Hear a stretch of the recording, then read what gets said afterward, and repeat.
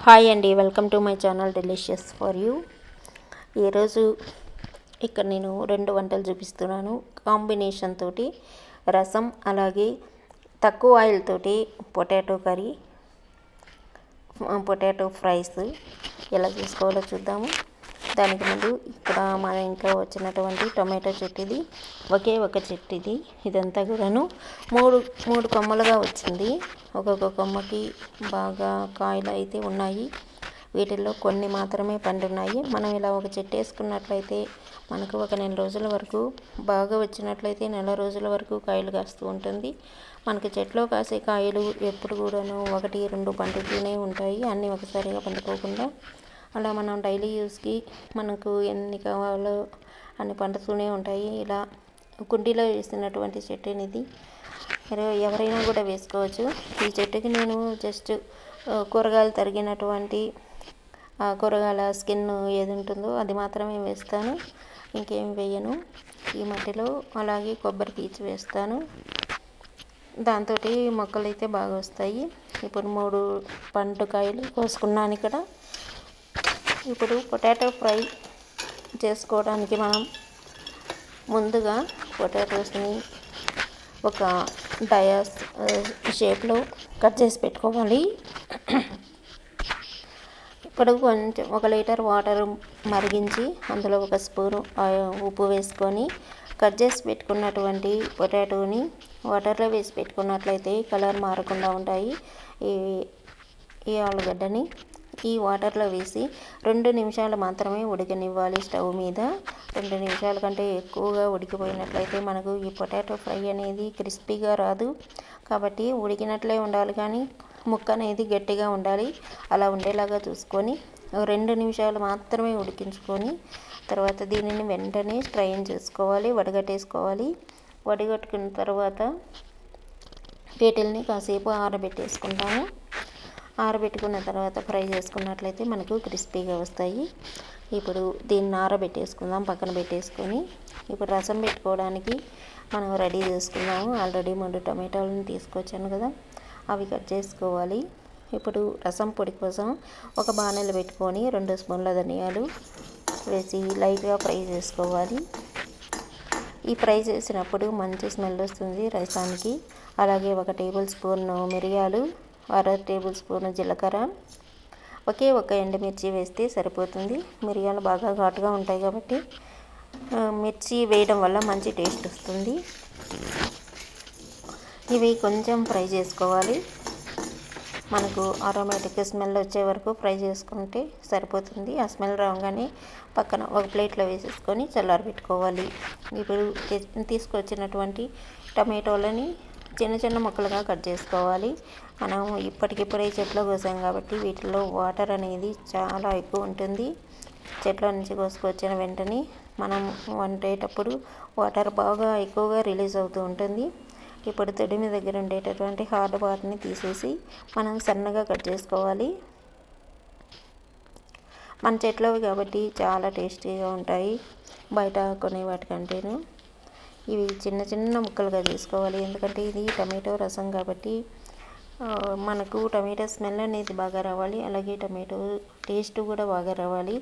అందుకోసం మీరు 3 కానీ ఇంకొకటి 4 అయినా కూడా వేసుకోవచ్చు. బయట కొనేవి కూడా మనం వాడుకోవచ్చు. ఇలా సన్న సన్న ముక్కలుగా కట్ చేసి పెట్టుకోవాలి.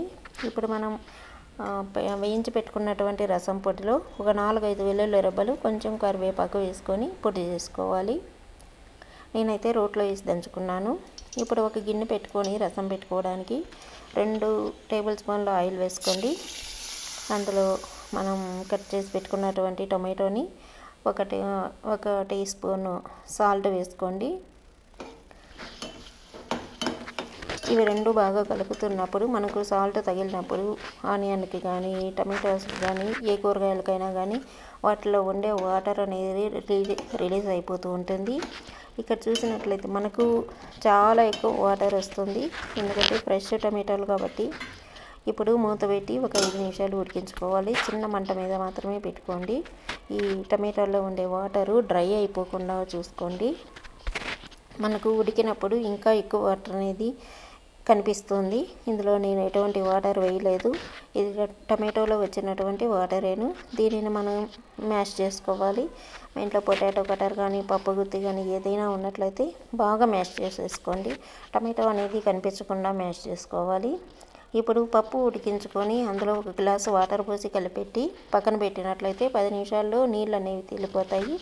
ఆ నీళ్ళని ఈ రసంలో ఈ టమాటాల్లో వేసుకోవాలి. ఇంకా పప్పు అంటే కందిపప్పు ఉడికించుకొని దీన్నే కందికట్ట అని అంటాము. ఇందులోకి ఒక లెమన్ సైజు టమాటోని చింతపండుని నానబెట్టుకొని ఆ చింతపండు తీసేసిన రసాన్ని ఒక కప్పు వేసుకోవాలి. మనకు ఎంత క్వాంటిటీ కావాలో అంత క్వాంటిటీకి సరిపడా ఒక గ్లాస్ కానీ 2 గ్లాసులు కానీ వాటర్ వేసుకోవాలి. ఇప్పుడు మనం దంచి పెట్టుకున్నటువంటి రసం పొడిని ఈ రసం అనేది బాగా మరిగిన తర్వాత మాత్రమే వేసుకోవాలి. రసం పొడి వేసుకున్న తర్వాత ఎక్కువసేపు ఉడికించుకోకూడదు. రసాన్ని ఒక్క పొంగు వచ్చే వరకు మాత్రమే ఉడికించుకోవాలి. లేకపోతే రసం పొడి స్మెల్ అంతా వెళ్ళిపోతుంది. ఇందులోనే ఒక 1/4 స్పూను పసుపు పొడి వేసుకొని బాగా కలిపి ఒక పొంగు వచ్చే వరకు ఉడికించుకోవాలి. ఎక్కువసేపు ఉడికించుకోకండి. రసం పౌడర్ వేసిన తర్వాత రసం పౌడర్ వేయకముందు అయితే మనం ఎంతసేపు ఉడికించుకున్నా మంచి టేస్ట్ వస్తుంది. కానీ రసం పొడి వేసిన తర్వాత ఎక్కువసేపు ఉడికించుకోకూడదు. అలాగే ఇప్పుడు సాల్ట్ చూసుకొని సరిపోకపోతే ఆల్రెడీ 1 టీ స్పూన్ మాత్రమే సాల్ట్ వేసాను. ఇంకొక టీ స్పూన్ కూడా ఇక్కడ యాడ్ చేస్తున్నాను. కొంతమందికి షుగర్ కానీ బెల్లం కానీ వేసుకునే అలవాటు ఉంటుంది. కానీ నాకైతే అలవాటు లేదు, నేను వేయట్లేదు ఇక్కడ. మీకు అలవాటు ఉన్నట్లయితే కొంచెం వేసుకోండి, ఒక 5 గ్రాముల వరకు. ఇప్పుడు ఒక పొంగుతున్నప్పుడు కొత్తిమీర వేసుకొని మనం వీటిల్ని పక్కన పెట్టేసుకోవచ్చు. స్టవ్ ఆఫ్ చేసి దీని పోపు కోసం ఇక్కడ 2 స్పూన్ల ఆయిల్ వేసుకుంటున్నాను. 1 స్పూన్ నెయ్యి వేసుకున్నట్లయితే మంచి టేస్ట్ వస్తుంది ఈ రసానికి. ఒక స్పూన్ మాత్రమే నెయ్యి వేస్తున్నాను. తర్వాత 1 స్పూను ఆవాలు, 1 స్పూన్ జీలకర్ర, 2 ఎండుమిర్చి వేసుకొని ఇవి చిటపటలాడే వరకు వేయించుకోవాలి. ఇలా వేగిన తర్వాత ఇందులో కొంచెం కరివేపాకు వేసుకోవాలి. కరివేపాకు మంచి టేస్ట్ ఇస్తుంది రసానికి. కరివేపాకు లేని రసం అంత పెద్ద టేస్టీగా ఉండదు. ఈ పోపుని రసంలో యాడ్ చేసేసుకొని 1 స్పూన్ మాత్రమే ఇంగు చల్లుకున్నట్లయితే పైన చాలా చాలా రుచిగా ఉంటుంది. ఇప్పుడు మనకు రసం కూడా రెడీ అయిపోయింది. మనం ముందుగా ఉడికించుకొని ఆరబెట్టుకున్నటువంటి ఆలుగడ్డల్ని ఒక గిన్నెలో వేసుకొని ఇప్పుడు చూడండి, ఇది ఉడికినట్లు ఉంటుంది కానీ గట్టిగానే ఉంటుంది. అలాగే ఉన్నప్పుడు మాత్రమే క్రిస్పీగా వస్తుంది. దీనిలో 2 స్పూన్ల కార్న్ఫ్లోర్ వేసుకోవాలి. ఇంకా వేరే ఏ పిండి వేసినా కూడా మనకు క్రిస్పీగా రావు. కార్న్ఫ్లోర్ అయితే మంచి క్రిస్పీగా వస్తాయి. లేకపోతే 1 స్పూను బియ్యం పిండి వేసుకోండి. కార్న్ఫ్లోర్ లేని వాళ్ళు మైదా పిండి ఇలాంటివి మాత్రం యాడ్ చేస్తే మెత్తగా ఉంటాయి కానీ క్రిస్పీగా రాదు మనకు ఫ్రై. ఇది ఈ ముక్కలన్నిటికీ బాగా పట్టించుకోవాలి. ఇందులో ఒక బాణలు పెట్టుకొని 2 స్పూన్ల ఆయిల్ వేసుకొని ఇప్పుడు పిండి బట్టి అప్లై చేసుకున్నటువంటి పొటాటోని ఇందులో యాడ్ చేసుకోవాలి. దీనిని అప్పుడప్పుడు కలుపుతూ వేయించుకోవాలి. ఇది మనకు టైం ఎక్కువసేపు పడుతుంది కానీ ఆయిల్ చాలా తక్కువ పడుతుంది. ఇలా చేయడం వల్ల మనం ఉడికించుకొని ఆరబెట్టుకొని ఈ కార్న్ఫ్లోర్ కలపడం వలన మనకు ఎక్కువ ఆయిల్ అయితే పట్టదు.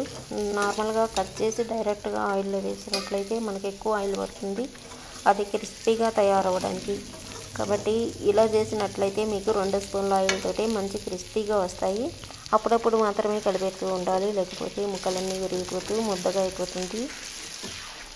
ఒక 3 నిమిషాలు 4 నిమిషాలకు ఒకసారి కలిపెడుతూ ఉండండి. మీడియం ఫ్లేమ్లో పెట్టుకోండి. హై ఫ్లేమ్ కాకుండా లో ఫ్లేమ్ కాకుండా మీడియం కన్నా హై ఫ్లేమ్లో పెట్టుకున్నట్లయితే మనకు క్రిస్పీగా రెడీ అవుతాయి. ఇవి కాసేపు అయ్యేటప్పటికి మనకు కలర్ చేంజ్ అవుతూ ఉంటుంది, కానీ మనం వేసినటువంటి ఆయిల్ అలాగే ఉంటుంది.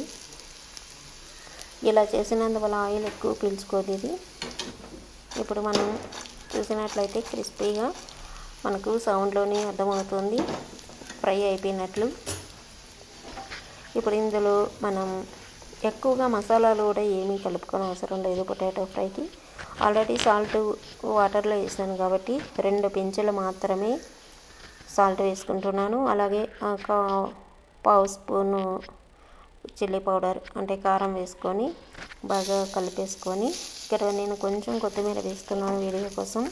మీరైతే కొత్తిమీర వేసుకోకండి, ఎందుకంటే కొత్తిమీరలో ఉండే వాటర్ తోటి ఈ క్రిస్పీనెస్ పోతుంది. ఇప్పుడు వేడి మీద అయితే మనకు క్రంచీగా ఉన్నాయి, కానీ కొత్తిమీర వేసుకుంటే మెత్తగా అయిపోతాయి త్వరగా. ఇప్పుడు మనకు క్రిస్పీగానే ఉండాలంటే కొత్తిమీర వేసుకోకుండానే మీరు సర్వ్ చేసేసుకోండి. చాలా ఈజీగా సింపుల్గా మనకు రెండు కాంబినేషన్ తోటి అలా రసం అన్నంలో వేసుకొని మనం దీన్ని సైడ్ డిష్గా పెట్టుకున్నట్లయితే చాలా చాలా బాగుంటుంది.